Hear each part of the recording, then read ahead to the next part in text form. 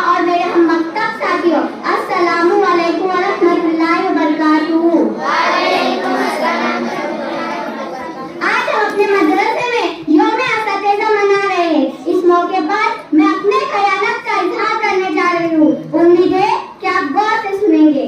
یہ غم کھاتا چلا جاتا ہے مجھ کو، یہ غم کھاتا چلا جاتا ہے مجھ کو، مجھے اس خوف سے فرصت ہی نہیں ہے کہیں برکت نہ اٹھ جائے وہاں سے، کہیں برکت نہ اٹھ جائے وہاں سے جہاں استاد کی عزت نہیں ہے۔ استاد کو قوم کا مہمان کہا جاتا ہے اور والدین کا درجہ دیا جاتا ہے۔ استاد کا پیشہ ایسا ہے جس کا تعلق پیغمبری سے ہے۔ اس پیشے کا مقصد ہی انسان سازی ہے، جو ایک ایسی صنعت کا درجہ رکھتا ہے جس پر تمام صفات کا ہی نہیں بلکہ ساری زندگی کا دار و مدار ہے۔ معلم کسی بھی قوم کی تعمیر یا ترقی میں ریڑھ کی ہڈی کے مانند ہوتے ہیں، لیکن ہمارے استاد کے بارے میں عموماً غیر سنجیدہ قسم کے رائے رکھی جاتی ہے اور انہیں وہ مقام نہیں دیا جاتا جس کے وہ حقدار ہے۔ قومیں جب بھی عروج حاصل کرتی ہے تو اپنے اساتذہ کی بدولت ہی حاصل کرتی ہے۔ دیکھا نہ قوت کن کوئی فرحات کے بغیر،